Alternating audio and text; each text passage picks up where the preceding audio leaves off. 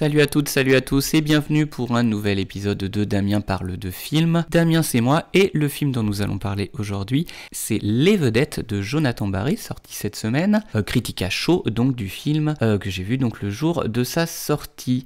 C'est donc le nouveau film du Palma Show. Le Palma Show c'est d'abord un duo d'humoristes, Grégoire Ludig et David Marseille, sans oublier leur réalisateur Jonathan Barré qui sortent ici leur second film Les Vedettes, après leur premier film sorti en 2016, Max et Léon, qui racontait donc l'histoire de deux losers qui se retrouvaient pendant la Seconde Guerre mondiale à devoir, contre leur gré, être embarqués donc dans cette guerre et devenir malgré eux des héros de la résistance. On est ici avec Les Vedettes sur un sujet plus contemporain et sur un sujet plus proche de ce qu'ils pouvaient proposer lors de leur sketch Very Bad Blague, qui était donc des pastilles de 3 minutes sur des sujets du quotidien comme lorsque tu passes un entretien d'embauche, lorsque tu deviens papa, lorsque tu présentes ta femme à ta famille, etc. etc.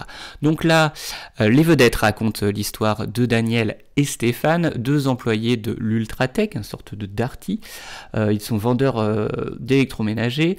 Daniel a besoin d'argent et remarque que Stéphane a un don particulier. Il est capable de deviner les prix de chaque produit situé dans le magasin d'électroménager. Il va donc l'inscrire à son insu au jeu le prix à tout prix, une sorte de juste prix, afin de pouvoir gagner de l'argent puisqu'il est endetté et ainsi également acquérir une sorte de notoriété puisqu'il est chanteur, Daniel, et qu'il recherche donc à être sous le feu des projecteurs. C'est un chanteur un peu loser qui a donc une chanson titre qui est besoin de chanter. Il se fait appeler simplement Dan, donc là aussi on a le droit à une sorte de parodie de la variété française. Le film, on peut parler des points négatifs et des points positifs. Globalement, le film est très très bien. S'il y avait 5 étoiles sur une échelle, je lui en accorderais aisément 3. Alors le film m'a surpris dans un premier temps, puisque avec leur premier film Max et Léon, qui était donc une comédie d'aventure située dans la Seconde Guerre mondiale,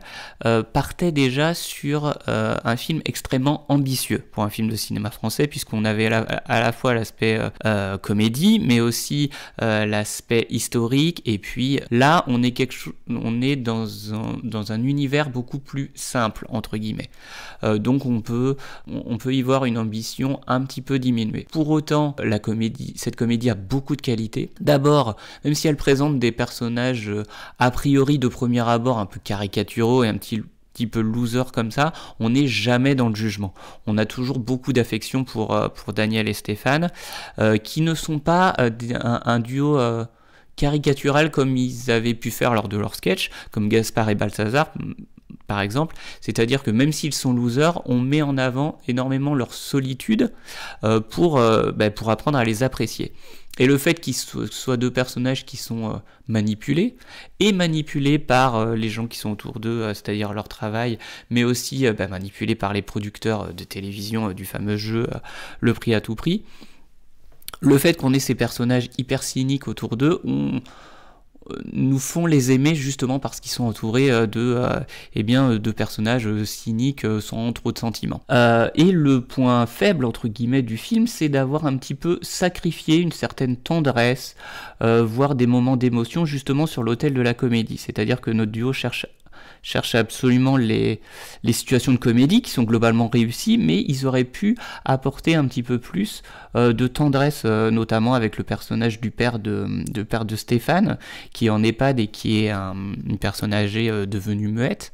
On aurait pu développer des situations beaucoup plus tendres, notamment entre le père et le fils, ou développer peut-être de manière un petit peu plus premier degré l'amitié justement qui se développe entre Stéphane et Daniel. Ils ont plutôt choisi l'aspect justement entre guillemets potache, le côté plus comédie. Pourquoi pas? Ça peut rappeler par exemple les comédies d'Adam McKay avec Will Ferrell, comme Frangin malgré eux ou Ron Burgundy, présentateur vedette, qui présentait même de la même manière des personnages comme ça un petit peu caricaturaux, complètement losers, ados attardés, sans oublier de les rendre malgré tout hyper attachants. Donc on retrouve ça chez Daniel et Stéphane au niveau du film. Et puis il y a aussi un petit peu cette critique de la célébrité facile, la critique des médias qu'on retrouvait chez Ricky Gervais, notamment dans sa série Extras. Et si je fais référence à Extras, c'est parce que le parcours du personnage décrit par Ricky Gervais dans Extras fait beaucoup penser justement à ce qui arrive à Daniel dans Les Vedettes, avec même une scène finale quasi identique. Alors est-ce que c'est une référence directe à Ricky Gervais? Peut-être. Donc une comédie française qui a quand même d'excellentes références, si on fait référence effectivement et à Will Ferrell et à Ricky Gervais. Et puis aussi gros point fort du film, c'est la mise en scène de Jonathan Barré, puisque dans les comédies françaises on a quand même tendance à remarquer qu'au niveau mise en scène il n'y a pas un gros effort au niveau et de la photographie et de la mise en scène, c'est généralement assez plat. Là, au niveau de la photo, c'est extrêmement léché, et au niveau de la mise en scène, il y a vraiment un effort de proposer une vraie œuvre de cinéma avec des plans extrêmement travaillés.